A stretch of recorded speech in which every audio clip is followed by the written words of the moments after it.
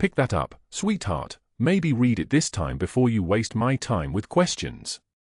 That is what Dr. Whitfield said 43 minutes before his entire world collapsed in front of news cameras.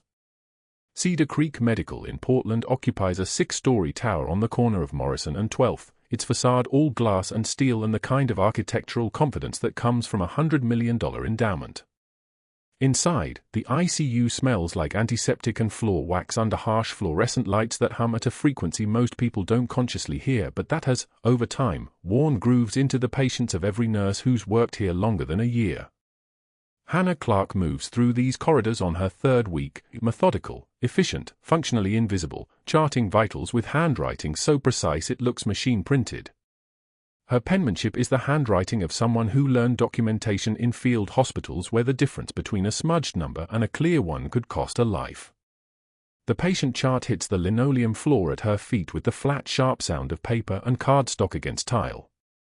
Dr. William Whitfield stands 6'2", carries himself like a man who has never questioned whether his voice should occupy space, and regards Hannah with the expression of someone examining an insect that has somehow made its way into his office.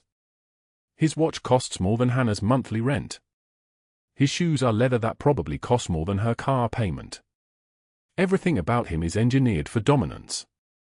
Hannah doesn't flinch. She doesn't blink.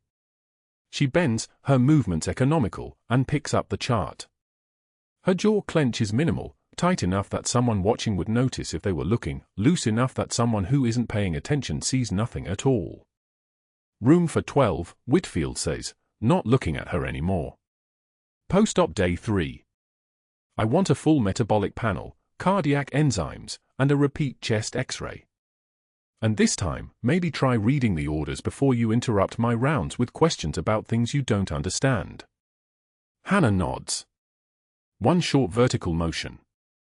Her voice when it comes is even, deferential, the voice of someone who has learned that compliance is a survival strategy. Yes, doctor.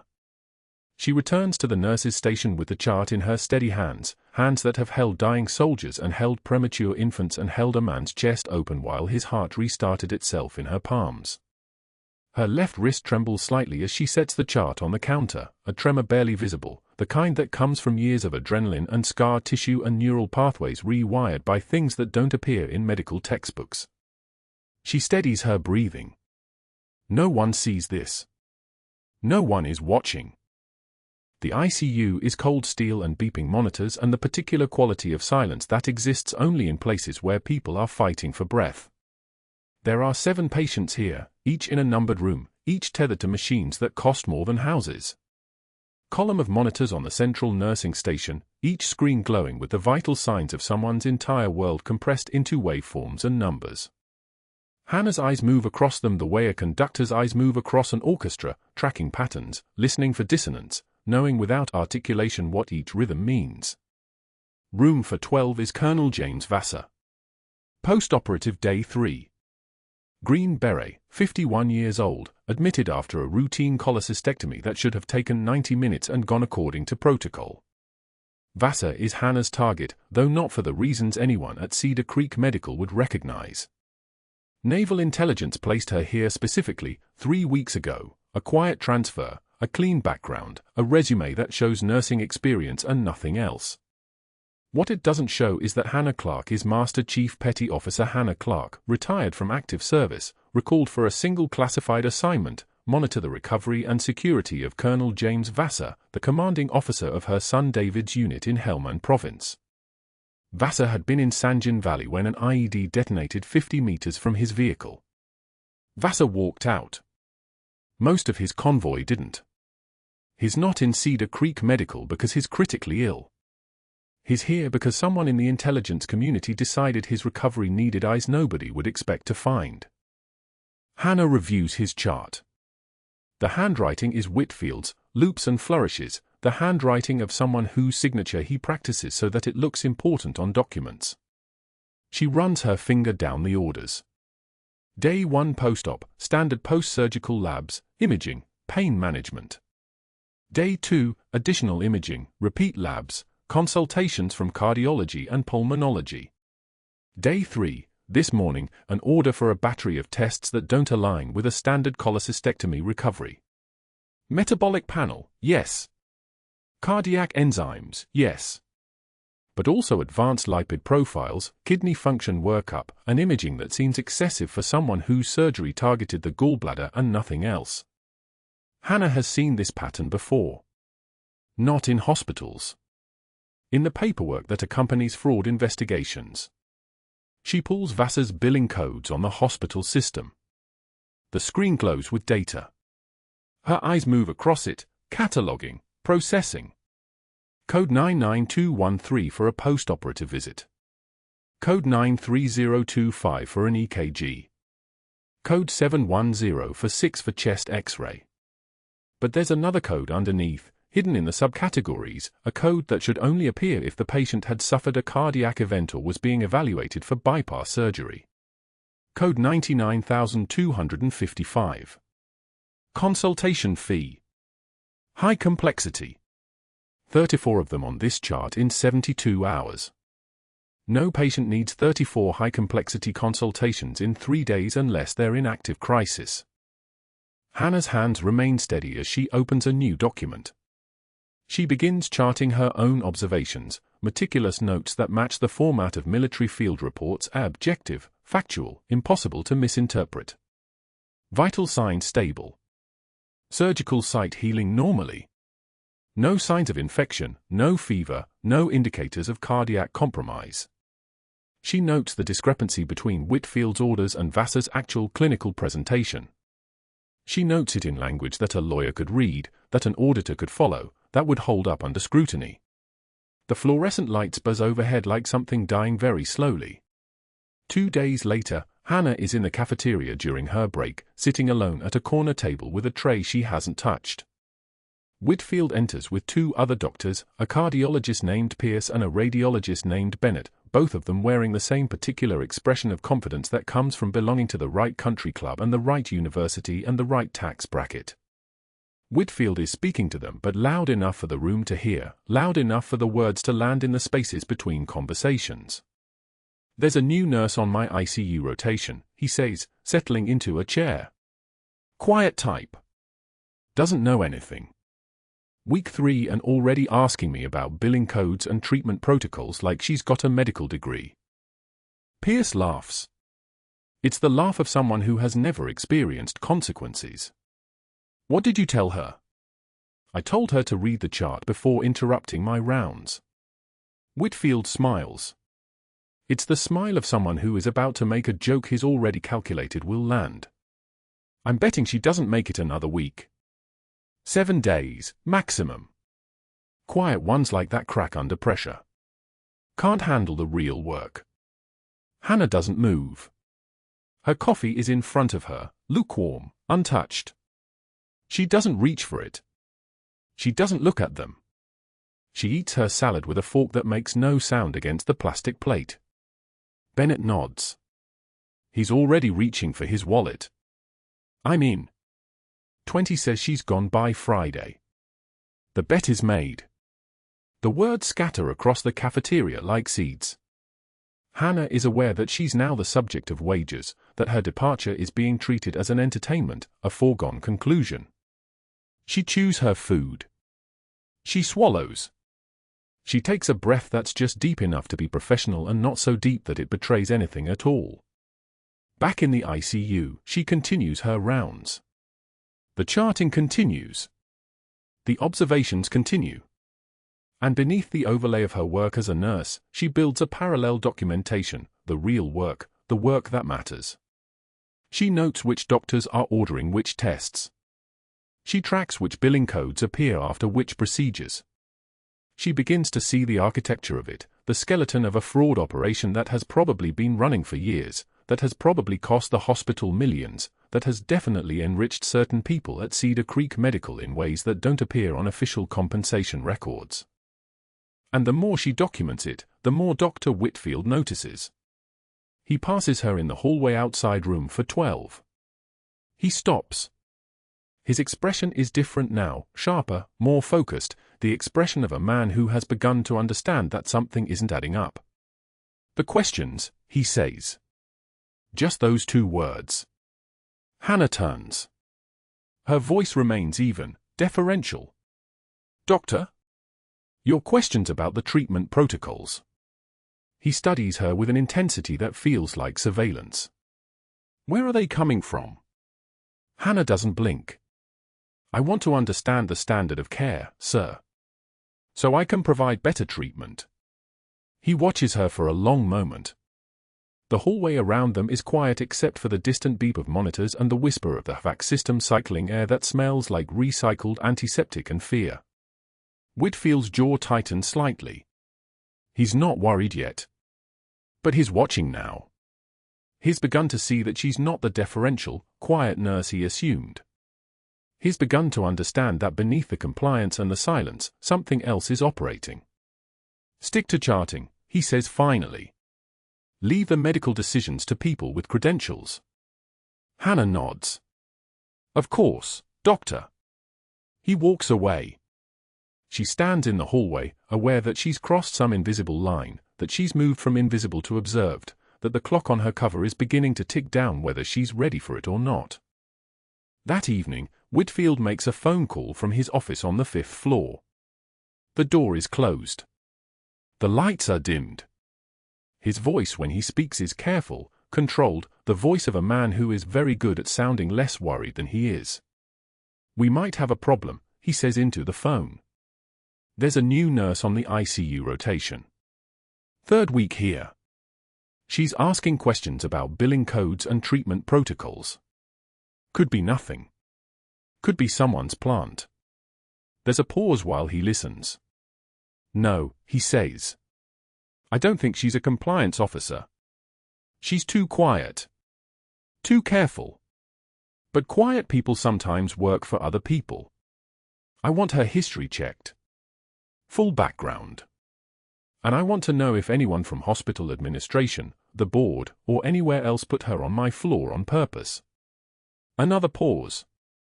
Yes, he says. By tomorrow morning.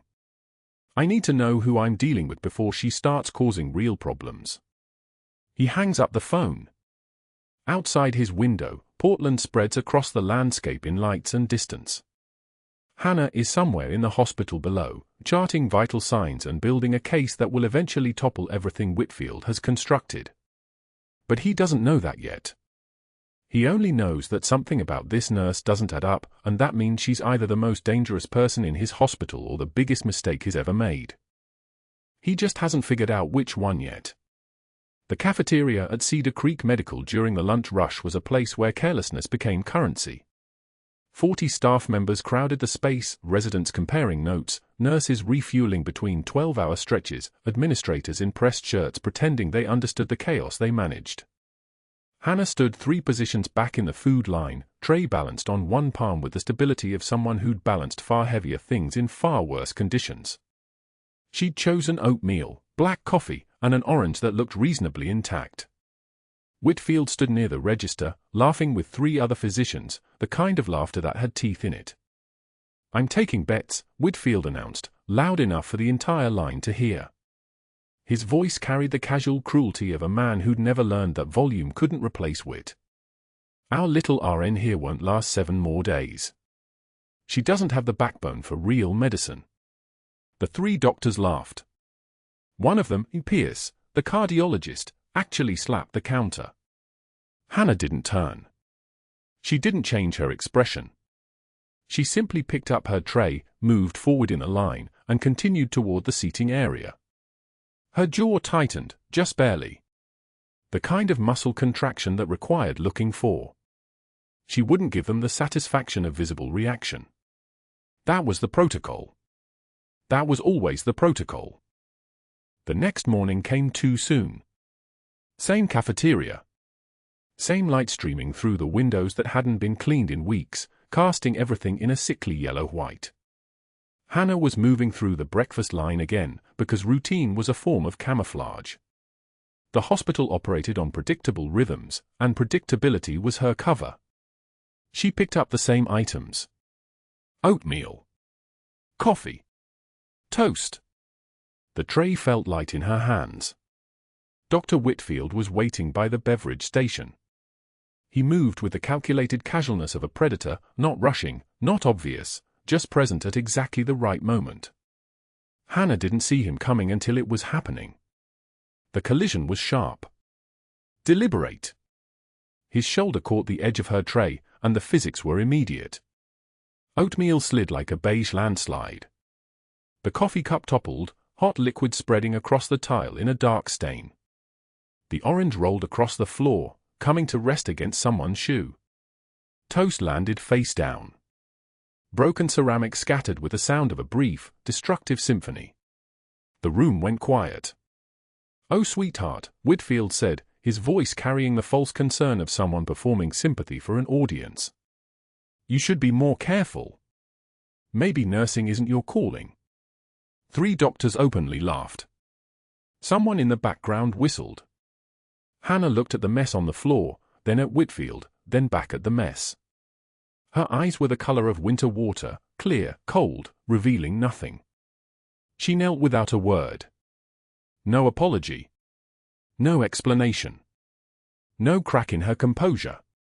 She began gathering broken ceramic shards with the same precision she'd use inserting an 4-needle into a patient's basilic vein. Steady hands. Practice movements. The kind of grace that came from having been trained by people who'd expected perfection under fire. The whispers started immediately. Soft, vicious things that scattered like insects. Someone said she didn't belong here. Someone else said she was too meek for hospital work. The words washed over her the way rain hits water, present but not penetrating. Hannah wiped the tile with napkins, disposed of everything properly, and stood. She smoothed her scrubs. She met no one's eyes. Then she walked back toward the ICU as though the last 4 minutes hadn't happened at all. But they had. That afternoon, alone in the supply closet on the 3rd floor where the cameras had a blind spot, Hannah's hand found a steel shelf. Her knuckles went white as she gripped it. The trembling wasn't fear. It was restraint. It was the pressure of 18 years compressed into 4 minutes of absolute stillness. She held it for 30 seconds, then released. Breathed. Straightened her scrubs. The moment passed. It always did. What Hannah didn't know was that Whitfield had been watching her since she arrived. He'd been waiting for a sign of breaking. A tremor. A tear. Something he could use. Instead, he'd found stone. That same afternoon, Whitfield moved. A written warning appeared in Hannah's personnel file, flagged and formal. Excessive charting and questioning of physician judgment. His signature was bold, aggressive, taking up half the page. 2 board members had countersigned without reading it closely. She knew this because Whitfield had called them before she'd even finished her morning rounds. The paper felt heavy in her hands, not because of its weight but because of what it represented. Strategic escalation. Not random cruelty anymore. This was institutional. The next line in her deployment orders was clear: restricted access to certain patient charts. She was reassigned to night shifts, moved away from Colonel Vassar's primary care rotation. The colonel, the man she was supposed to be protecting, the man David had served under in Helmand, was now in someone else's hands. Someone with a vested interest in keeping him sedated, compliant, and profitable. Whitfield wasn't stupid. He just didn't know who he was playing chess against. Night shifts at Cedar Creek had a different rhythm. The ICU emptied out except for the essential staff. Fluorescent lights hummed their mechanical lullaby. The ventilators wheezed their steady, rhythmic breath. Hannah moved through the corridors like she'd been born in them, checking vitals, reviewing charts, asking questions that should have been simple but somehow always weren't. It was 2,300 hours on her second night reassignment when she pulled Colonel Vassar's complete chart. The inconsistencies hit her immediately. Post-operative recovery protocols didn't align with standard procedure. His surgery had been straightforward, a vascular repair from battlefield shrapnel damage sustained in Sanjin Valley, Helmand Province, 2 months prior. The operation should have followed a predictable path. Rest, antibiotics, monitoring, discharge. Instead, his chart was bloated with redundant imaging orders. CT scans that duplicated previous scans. Consultations that were billed but never documented as completed. Treatment codes inflated across a spectrum of procedures he'd never received. This was the pattern. This was what naval intelligence had inserted her here to document.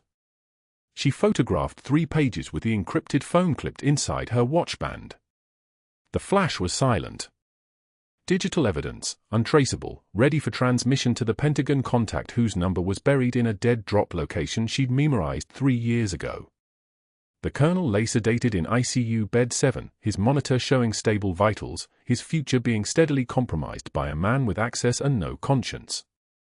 At 0300 hours, the hospital took on the quality of a place where very few people were awake. The night nurse, Marcus, kind and thorough, had stepped out to check on another patient. The corridors belonged to machines and the occasional shift change echo of footsteps. Hannah reviewed Vassar's chart again, cross-referencing the billing codes against the actual procedures listed. The fraud was elegant.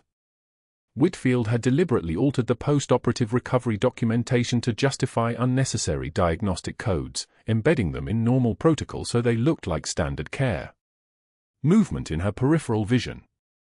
A figure entering through the glass door to the ICU. Dr. Whitfield. It was 0315 on a Tuesday morning. He had no patient emergencies requiring his attention. No teaching rounds scheduled. No reason to be here except one, he was reviewing the same chart she'd just documented. His pen moved across the page, making notes, adjusting codes, altering the record in real time. He worked for 40 seconds, maybe less. Then he looked up. Their eyes met through the glass partition. 5 seconds of absolute clarity. Whitfield's expression shifted from focus to calculating to something darker. He'd realized she was watching. He'd realized she was looking at exactly what he was looking at. For one beat, there was no pretense between them. He closed the chart. He left without speaking. The only sound was the soft click of the door closing and the persistent beep of the cardiac monitor. The next morning, the written warning had multiplied. 3 copies now. Increasing documentation. Whitfield was building a case methodically, layer by layer. Excessive charting. Questioning of protocol. Alleged interference with physician judgment. By Friday, the file would be thick enough to justify termination. Hannah filed each warning without comment. Without response.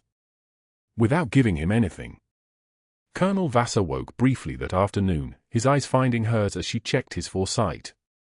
The sedation was pulling at him, dragging him back under, but for 3 seconds he was present. Aware. His voice came out rough, damaged by the ventilator he'd needed in his first 72 hours here. You look like someone I knew, he whispered. In Helmand. Hannah's hands paused for half a second. Just half. The only crack. She smoothed his hair back with her palm, the gesture clinical but not cold. Rest, Colonel, she said. Her voice was the same steady measure it always was. Your body needs time. His eye searched her face, confusion mixing with the drugs in his system. She was familiar. Something about her resonated with memories from a mountain valley 8,000 miles away. But the sedation was stronger than recognition.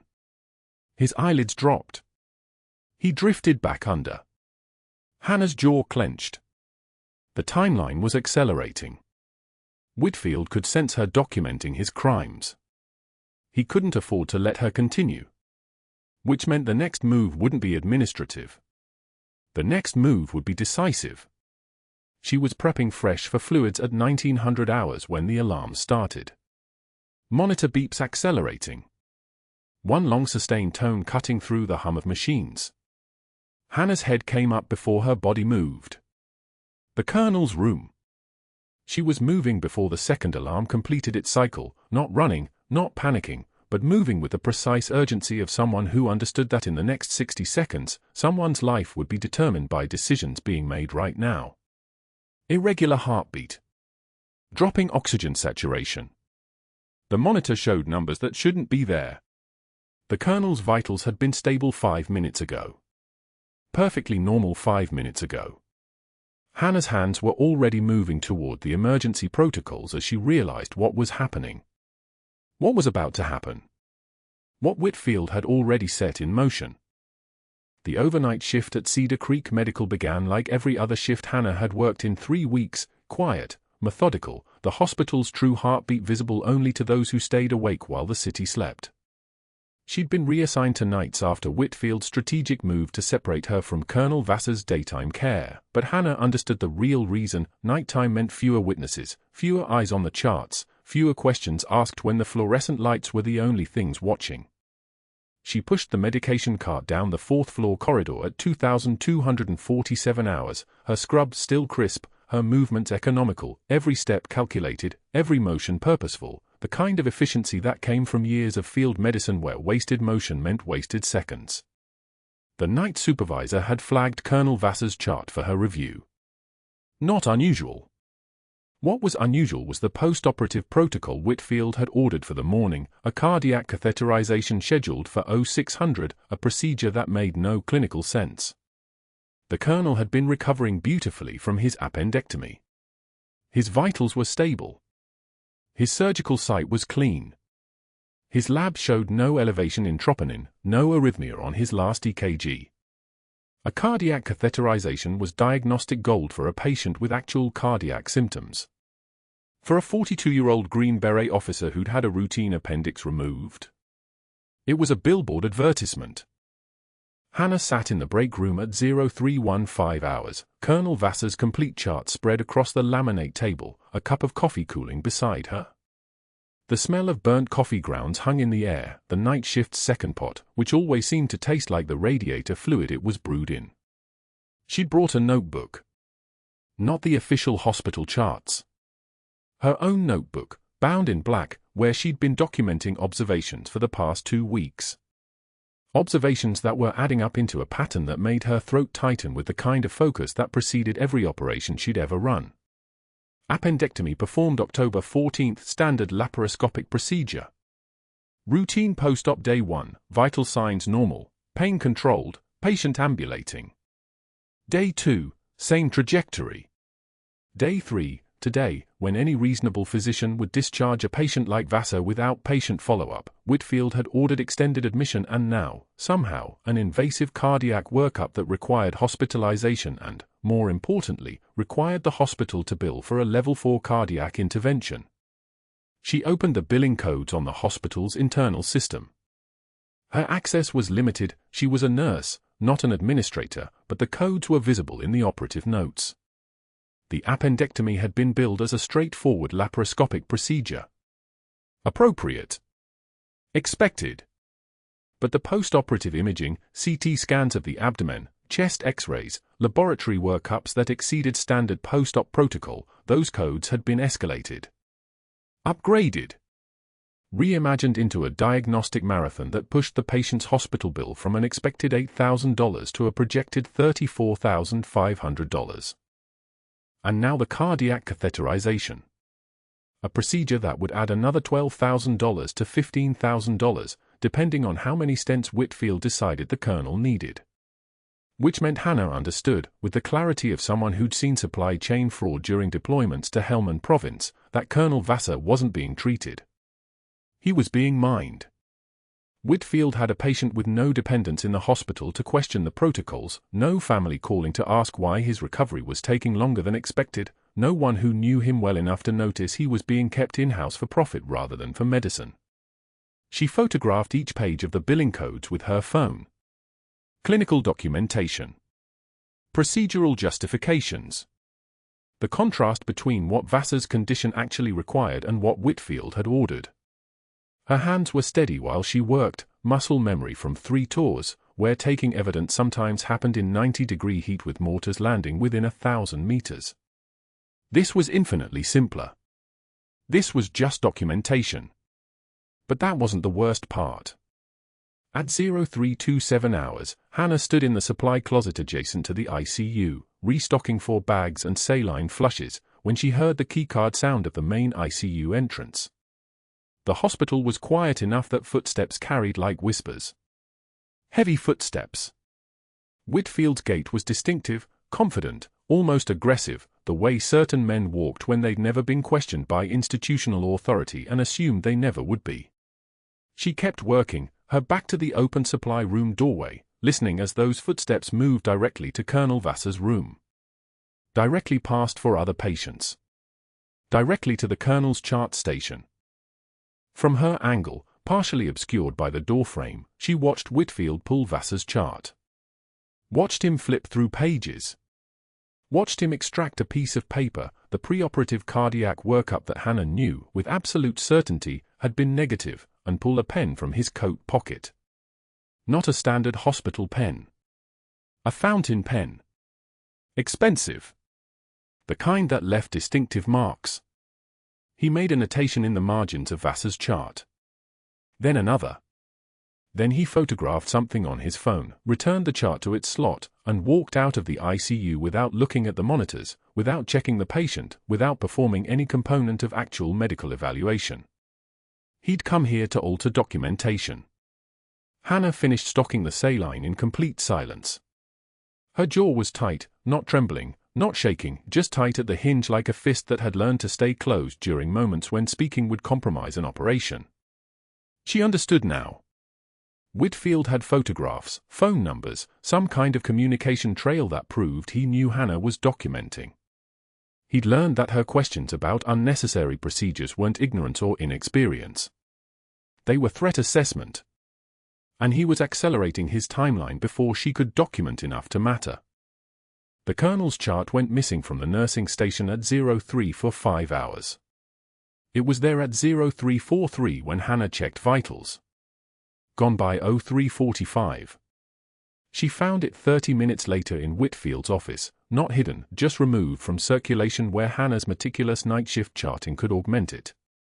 When she returned it to the ICU chart rack, she added her own observations on a new sheet of paper, in clinical language that would be irrefutable, post-operative day 3. Patient ambulating without assistance. Vital signs stable. Cardiac auscultation normal. No clinical indication for cardiac intervention per standard post-operative protocol. Recommend discharge planning. She signed it. Timed it. Dated it at 0 for 16 hours. By 0 for 30 hours, the night supervisor had been called to a meeting in the administrator's office. By 0 for 45, Hannah's reassignment notice had been posted. New shift, graveyard rotation, ICU isolation, supervised charting only. Whitfield was boxing her in, compartmentalizing her, ensuring that whatever documentation she created from this point forward would be subject to immediate review and could be contested as anomalous. But he'd made a critical error. He'd moved too fast. He'd altered documentation before Hannah could finish building the evidence trail.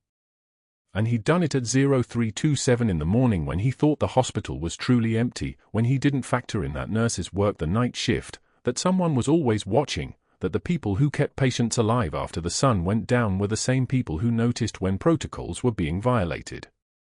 The Colonel was scheduled for cardiac catheterization at 0600. Whitfield had ordered it. Justified it. Documented it with his own fountain pen. And Hannah sat in her new assignment area at 0520 hours, watching the monitors, counting the minutes, understanding with absolute clarity that something catastrophic was about to happen in that cardiac lab. Whitfield needed complications. He needed to justify the extended hospitalization.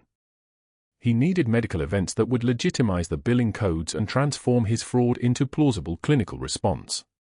Colonel Vassar was about to become the vehicle for his own financial exploitation.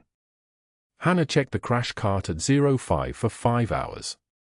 Equipment in place. Defibrillator charged. Drug stocked and verified. Her hands moved through the preparation ritual like they'd done it 1,000 times, because they had. In field hospitals, in forward operating bases, in combat casualties arriving by helicopter where triage meant deciding who lived and who didn't based on available resources and the kind of split-second assessment that came from understanding human physiology like a language. At 0558 hours, orderlies arrived to transport Colonel Vassar to the cardiac catheterization lab. Hannah watched from the nursing station as they wheeled him out. His face was calm. He didn't know. Officers in military hospitals didn't typically know that their own physicians might make clinical decisions based on profit margins rather than medicine. That was the burden of institutional corruption. It operated in the spaces between protocols, in the moments when someone chose money over oath, rationalization over responsibility. The colonel didn't know he was walking into a procedure he didn't need. What Hannah didn't know was that in exactly 32 minutes, his heart was going to stop. The monitor alarm cut through the ICU like a blade. Ventricular fibrillation. The heart's electrical system had stopped coordinating, reduced to chaos. 3 a.m. The night shift hummed with that particular quietness that comes before dawn, fluorescent lights buzzing their low frequency, the ventilators breathing their mechanical rhythm, and above it all, the desperate shriek of alarms that meant someone was dying. Hannah was alone. She'd been charting in the station, documenting Colonel Vassar's post-operative vitals when the alarm screamed. His room was 40 feet away. She moved before her brain caught up, muscle memory recognizing the sound signature, not a false alarm, not a lead disconnection. Real arrhythmia. Real catastrophe. Her boots didn't make a sound on the tile as she ran. She hit the code button with her palm as she entered his room, the overhead intercom crackling to life. Code blue, ICU Bay 7. Code blue, ICU Bay 7. Her voice came out calm, clinical, the way it always did. All available personnel to the ICU. The monitor showed chaos. Jagged lines where there should have been ordered peaks. Blood pressure dropping like a stone. 75. 60. 42. His pupils were already dilating, the brain beginning its shutdown sequence without oxygen. She moved to the crash cart. The first doctor appeared in the doorway for minutes later. Then another. Then 3 more, a cascade of white coats flooding the ICU, led by Dr. Whitfield in his pressed shirt and gold cufflinks. He took one look at the monitor. Then looked at Colonel Vassar's body. Then looked at the 2 board members who had followed him, the same ones who'd co-signed her termination paperwork. The room went dead silent except for the ventilator hiss and the desperate rhythm of the monitor. Whitfield's eyes moved from the screen to Vassar to the wall clock. He didn't move closer. Neither did the others. They stood in a line at the foot of the bed like men evaluating a house they had no intention of buying. Pre-existing cardiac complications from the initial injury, Whitfield said quietly. The thoracic trauma on admission. His ejection fraction was marginal. One doctor nodded. Then another. Not moving toward the crash cart. Not moving toward the patient. Liability exposure, the first board member said. If we intervene and he codes again. We're well documented, Whitfield finished. Extensive pre-existing pathology. We can't save him. We can only document that we knew that. Hannah was prepping the crash cart. Paddles. Epinephrine. The 14-gauge needle for direct line access. Her hands moved with the precision of someone who'd done this in a field surgical unit outside Sanjin Valley while mortars whistled overhead. 5 doctors.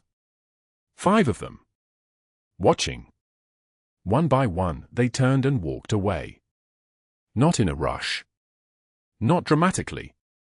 They simply stepped back, turned, and left the ICU as though they'd made a brief stop at a grocery store and decided the shelves weren't worth browsing. The last one, a resident who'd been here 3 years, paused for half a second at the doorway. His jaw tightened. Then he followed the others. Hannah didn't look at them. Her eye stayed on Vassar's chest. The monitor was still screaming. O2 sat dropping. 72. 68. 59. She moved. Standard CPR first. Hands over the sternum. Compressions at 120 beats per minute, feeling the ribs compress under her palms. The sound was different than most people realized, not a Hollywood crunch but a deeper shifting, like moving furniture in an old house. 1, 2, 3. Counting in her head, the rhythm ancient and cellular. 2 minutes. No pulse return. The monitor kept its frantic dance. VFib didn't resolve with chest compressions alone. Not anymore. Not in someone whose heart had been electrically destroyed. Hannah looked at the doors. Empty. Nobody was coming. This wasn't protocol. This wasn't hospital procedure. This was a man dying in a room with 1 nurse and 5 doctors who had decided the mathematics of litigation were more valuable than his life. She opened the crash cart wider. Her hands found the scalpel. Not the small one for minor procedures, but the one designed for deep incisions, the kind that cut through skin and tissue and the tough fascia underneath. Her left hand located the 5th intercostal space, the anatomical landmark that lived in her muscle memory from 14 years of field medicine, from standing over soldiers whose bodies had been torn open by IEDs and who couldn't wait for hospital protocols. The incision went from her fingertip to the midline. For inches of deep cut, the blade moving with a kind of certainty that only comes from having done this before, when the alternative was a body going into the ground. Blood immediately. The skin flared red and she controlled it with her other hand, spreading the incision wider, feeling through the tissue layers. Ribs. The tough white membrane beneath. She found her angle and cut through, opening the chest cavity with the methodical precision of someone who'd performed emergency thoracotomy on men still wearing their combat boots. The heart was there. Still fibrillating. Still useless. Her hand went inside. This was different. This was direct cardiac massage, the procedure reserved for trauma bays and battlefields, where time had run out and protocols had become luxuries. Her fingers wrapped around the ventricle. She could feel it, the useless electrical chaos, the muscle that had forgotten how to pump. She compressed. Rhythmically. Her hand inside his chest, squeezing the organ directly. 1, 2, 3. Knowing from experience that this procedure had maybe a 5% survival rate, that most people who needed it didn't walk out of hospitals, that she was performing the medical equivalent of shouting into an abyss and hoping something answered. The monitor showed nothing for 30 seconds. Then a rhythm. Chaotic but organized. Then another beat. 60 seconds total. Her fingers were slippery, the chamber of his heart moving against her palm. 2 minutes of direct massage. 3. The monitor was showing something. Not normal. Not even close. But something. At 4 minutes, she felt it. The heart caught. Stuttered like an engine flooding its carburetor. Then caught again and held.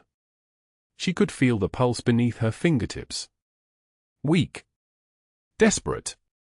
But present. She worked for another minute, feeling the heart strengthen incrementally, the organ remembering what it was supposed to do. Then she began closure. No time for perfect sutures. Just bleeding control and anatomical approximation. Chest wall first. Then the membrane. Then the ribs drawn together with heavy absorbable sutures that would hold until a surgeon could do this properly if this man lived long enough. The skin layer took 30 seconds. Her movements were economical, practiced. There was no hesitation in her hands. This wasn't unauthorized. This wasn't protocol violation. This was the sound of someone who'd seen worse operating in worse conditions and who had simply decided that 5 doctors walking away was not a sufficient reason for a patient to die alone in a room at 3 a.m. She had the endotracheal tube down his throat, standard procedure, the kind she was licensed for, and she was running the ambu bag, manually ventilating him, when the doors opened again. Dr. Whitfield entered first. Then the CEO. Then both board members. Behind them came a security officer and another physician she'd never seen before. A lawyer, maybe. Someone official. They stood in the doorway and looked at the open chest. At the sutures she'd placed. At the tube in Vassar's mouth. At the ECG showing a weak but organized rhythm. Whitfield's face was the color of old institutional paint. The CEO's mouth had opened but nothing came out. One board member stepped backward, as though the shock wave of what she'd just done was physically repelling him. Master Chief Petty Officer Clarke has just violated every protocol in this hospital, Whitfield said. His voice had lost its precision. He was reading from a folder he'd prepared in advance, the words practiced but now hollow. Unauthorized procedure. Ignoring direct physician orders. Performing open surgery outside her scope of practice. We have documentation of 3 separate insubordination incidents. He pulled papers from the folder. Hannah could see them from where she stood. She'd never seen these forms before.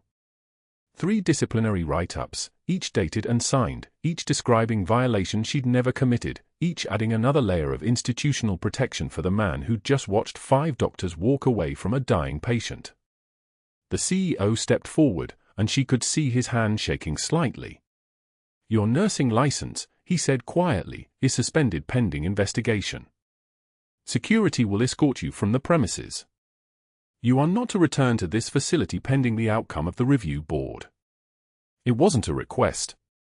It was a command delivered with the kind of finality that meant something had already been decided. The shadowy machinery of institutional power, the kind that crushed people who asked too many questions about billing codes and unnecessary procedures. Hannah stepped away from the crash cart. Her scrubs were covered in blood, his blood, bright red against the white fabric. She didn't look down. She didn't tremble or protest or make any sound beyond breathing. The security officer approached, and she held out her hands in the gesture he needed, the compliance that made everything easier. She didn't speak as they walked her out of the ICU. The staff in the hallway could see the blood. She could see them seeing it, the quick calculus of their minds trying to understand what had happened, whether they'd just witnessed heroism or catastrophe. That evening, Hannah stood alone in the hospital laundry room, the fluorescent lights buzzing overhead like insects in a jar. She folded her blood-stained scrubs slowly, precisely, the way she'd been trained. Each fold was deliberate. Each movement was controlled. Outside, Portland rain hammered the loading dock windows, that particular autumn rain that came sideways and sounded like static. The laundry room was empty except for the industrial washers and the hum of the dryers. She placed the scrubs in the return bin and stood there, very still, the weight of mission failure pressing down harder than any humiliation Whitfield had inflicted. Naval intelligence would pull her by morning. The cover was blown. The evidence she'd photographed was circumstantial. 3 doctors had already signed the same fabricated paperwork Whitfield had prepared. Her son didn't know any of this. Her commanding officer didn't know she'd been placed here in the first place. She had saved Colonel Vassar's life and sacrificed her own position to do it. She had no idea, standing alone in that laundry room with rain hammering the windows, that the sacrifices were about to become meaningful in ways she couldn't have predicted. That the next morning would bring a 16-year-old boy walking through hospital doors carrying a shadow box. That the quiet composure she'd maintained through 3 weeks of public humiliation was about to become visible to 60 people at once. That the voice she'd learned to suppress was about to carry the weight of authority across a room and change the trajectory of everyone in it. She folded the last layer of the scrubs and walked toward the door. The staff exit was dark outside. She stepped into the night, into the rain, into the uncertainty of what came next. What she didn't know was that everything was about to change. The rain hadn't stopped since she'd walked out of Cedar Creek Medical at 11 o'clock the previous night.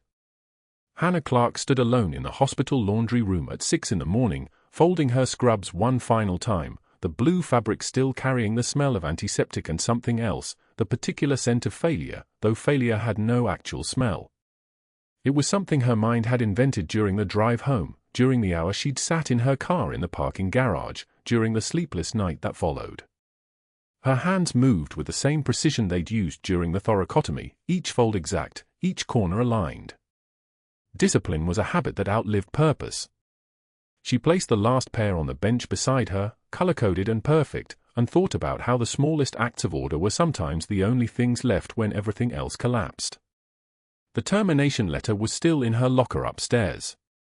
Dr. Whitfield had presented it with ceremony at 4 in the morning, flanked by 2 hospital administrators whose names she'd already forgotten and a man in a suit from the board of directors, a man who'd looked at her with a particular mixture of discomfort and relief that came from knowing someone else was absorbing the blame.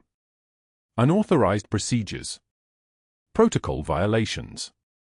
Performing medical interventions outside her scope of practice. The language was precise and devastating because it was technically true. She had performed an open thoracotomy. She had performed direct cardiac massage. She had done it because Colonel Vassar was dead on a monitor and 5 doctors had walked away, and some choices were not actually choices at all. Her nursing license was suspended pending investigation. Her cover, the entire reason Naval Intelligence had placed her at Cedar Creek Medical, the singular mission to monitor the colonel's security during his recovery, was completely blown. A Master Chief Petty Officer didn't stay invisible once her hands had cracked open a man's ribcage in front of an ICU full of witnesses. She'd had 3 weeks to build a presence here, and she'd destroyed it in 90 seconds of muscle memory and reflex. She folded the final pair of scrubs and walked out of the laundry room into a hallway that felt different in the early morning, emptier, more honest somehow, as if the building itself admitted its nature only when no one was watching. The weight of mission failure didn't press down like a physical thing. It was worse than that. It was the absence of weight entirely, the feeling of falling through empty space with nothing to grab. She'd been trained for extraction, for combat situations, for decisions made under fire. She had not been trained for quiet disappointment in a hospital corridor at 6 in the morning. She'd been trained to save lives, not to lose everything trying. The next morning, at 8:45, the hospital called an all-staff meeting in the main conference room on the 2nd floor. Ostensibly, it was to address unauthorized medical practices and reinforce the boundaries of nursing scope. Hannah didn't plan to attend. She was suspended. She had no reason to be in that building. But David had called at 8:30 with a request that sounded more like a command, and she'd recognized in his voice the same tone she used with residents in crisis situations, the voice of someone who'd made a decision and wasn't accepting counter-argument. She'd heard helicopters in the background. She'd asked no questions. The conference room doors burst open at 8:52, and 16-year-old David Clarke walked through carrying a shadow box like it was a holy object, which, Hannah realized as she watched from the hallway, it was. The box contained her Navy Cross. 2 silver stars. Combat citations from Helmand province, each with her name in a language that belonged to another life. The room had perhaps 40 people in it, doctors, nurses, administrators, board members seated in chairs arranged like a tribunal. David moved to the front of the room with the kind of purpose that made people instinctively step aside. His mother was Marine Corps adjacent through her service, which meant David had been raised around authority figures who moved like that. He held the shadow box so everyone could see it, and he said, "Mom, they need to see these." The volume of his voice wasn't loud, but it carried to every corner. "They need to see who you actually are." The room went the kind of silent that was so complete it seemed to have a physical presence. Dr. Whitfield's face had gone the color of wet concrete. An elderly security guard, Vietnam era from the look of him, stepped forward and read her name tape on the uniform jacket inside the box. His hands trembled slightly. "Master Chief Petty Officer," he whispered, and the words seemed to rewrite the atmosphere entirely. Within 30 seconds, people began moving, someone was calling someone else, there was a phone conversation happening in a corner, and then the doors opened again and Colonel James Vassar appeared in a wheelchair, flanked by an officer whose shoulders carried 2 stars, which meant everything that was about to happen had been arranged at the highest levels of military command structure. The general's voice carried the kind of authority that came from having given orders to thousands of people who died following them. He opened a classified file and read Hannah Clarke's record aloud, 3 combat deployments to Helmand province. Field hospital commander under fire. Highest-ranking enlisted medical specialist in her entire unit. 22 years of service. Multiple commendations for decisive action under extreme duress. Every detail was a hammer blow. Dr. Whitfield's allies on the board began looking at their phones. One of them actually stood up to leave, as if the room had suddenly become toxic. Colonel Vassar didn't rise from the wheelchair, he couldn't yet, not fully recovered, but his voice carried the same weight as the general's, the weight of someone who'd been pulled back from absolute darkness and knew exactly who'd done it. This woman, Vassar said, his gaze fixed directly on Dr. Whitfield, pulled me out of a burning vehicle in Helmand province after everyone else said I was gone. Just like everyone else said I was gone yesterday, here. He paused for a beat. She just did it again. That's twice she saved my life when the calculation was supposed to be lost. That's who you fired. The room stayed silent for 10 full seconds. The fluorescent lights overhead buzzed like insects in a cage. Then the general turned to Dr. Whitfield with the expression of someone who'd already made all necessary decisions and was now simply executing them. Dr. Whitfield, you're terminated effective immediately. We're turning your complete billing records over to federal investigators. The 2 board members who countersigned fraudulent disciplinary reports have also been removed from their positions. Federal prosecutors will contact you within 72 hours. A folder appeared, produced from seemingly nowhere. Inside it were 3 photographs. Hannah recognized them immediately. Shots she'd taken of altered charts, falsified post-operative codes, billing duplications. Photos she'd documented and passed along to naval intelligence. Now they were here, in this room, and they were destroying everything Dr. Whitfield had built. His hands were shaking as someone from hospital security, the same security that had escorted Hannah out yesterday, moved toward him. I can explain, Whitfield said, but his voice had lost its edge.